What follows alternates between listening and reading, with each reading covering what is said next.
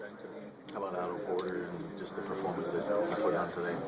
He played well. I mean, again, just last game I was just talking about how we were doing pretty good at adapting to what our preparation was, which was pretty much stopping Otto Porter.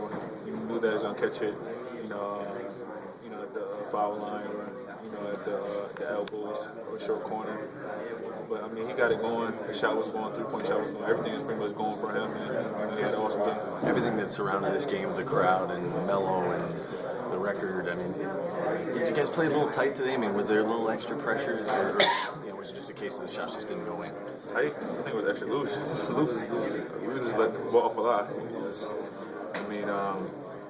Like I said, when we had him on the ropes, we were just letting the ball fly. We could have obviously go to the basket a lot more. The first 10 minutes of the game, we shot 14 3-pointers.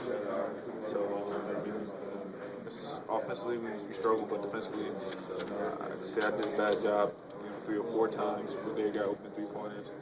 And I mean, in a game where we're not scoring that much, those 3-pointers, are magnified. A little too jacked up then? Too excited? I think we were too excited. Then we calmed down the second half. We ended up shooting a better percentage. Even though it wasn't that much higher, we ended up shooting a better percentage. We got a little bit more movement, but we still wasn't able to, once we got to the foul line, we wasn't able to either knock down open shots or, get easy buckets as far as rebounding or on the baseline. So what's the difference between this game and the Villanova game that previously set the record? Because in that game, they didn't handle the environment well, and you guys went on a big run early, and it was a big lead. So what was different today? Two totally different teams. We knew that the game's going to be in the 50s, and we had all the opportunities in the world to, score the ball, but we just missing. You look at the stats, we were just missing, and there's a lot of open shots. We did force a lot. This game kind of characterized something different than we ever played, which is, shooting 6 feet behind the 3-point line just because we have an open shot. But, I think our offense kind of affected our defense. We have to nip that in. But you guys got to turn around and I'm sorry. Yeah, no, I was going to say the same thing. And play Marquette on Monday. Oh yeah. It's better that way. We get to play Monday. Go down there, we win that game. We forget about Georgetown. You always want to get win in front of your crowd, and it did break the streak. But we still have a season to play. How about this Marquette team? They're awfully good at home and tied for first going into the Big East Conference today. Exactly.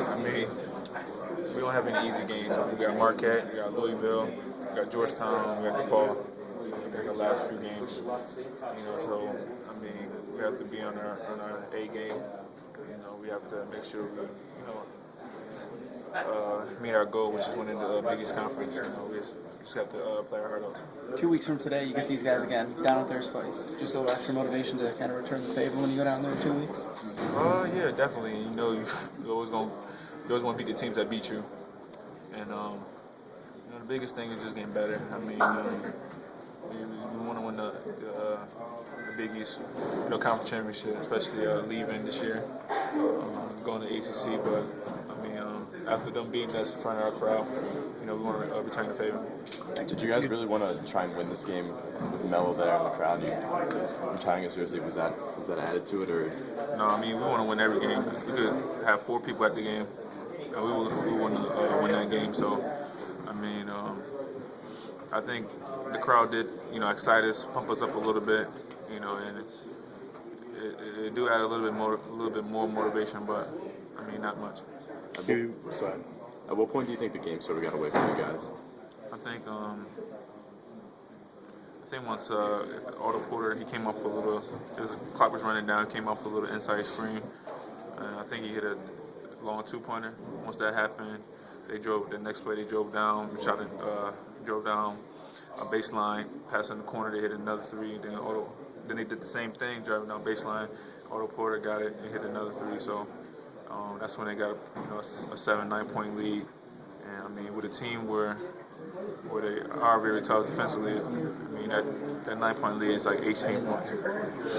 You do have just a few games left as a senior. Are you feeling any sort of extra pressure to figure things out? Oh, not to figure.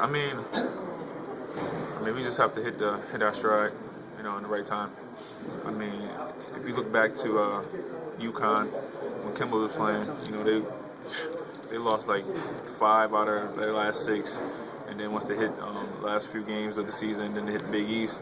You know, they won pretty much 7 straight, and then obviously won the championship that year. So I mean, we just have to get better, focus on our weaknesses, and I obviously have to play better. I'm not I'm not I'm not gonna play like this again. Knowing this is the last year in the Big East and probably the last time you'll see these guys on a regular basis, is there any pressure or motivation to want to beat them even more and win that Big East championship? Say that one time. Knowing that this is the last year in the Big East, you're not going to see these guys twice a year anymore. Does that add any motivation or pressure? Knowing it's the last time. I'm a senior, so I probably won't see them anyways, whether next year or not. But I mean, it does. Just being the last year, I mean, I want to win. I think we all want to win. Me being here, 2 out of the 3 years, I was able to. Syracuse was able to win the Big East Conference championship. And I mean, you want to go out on a high note.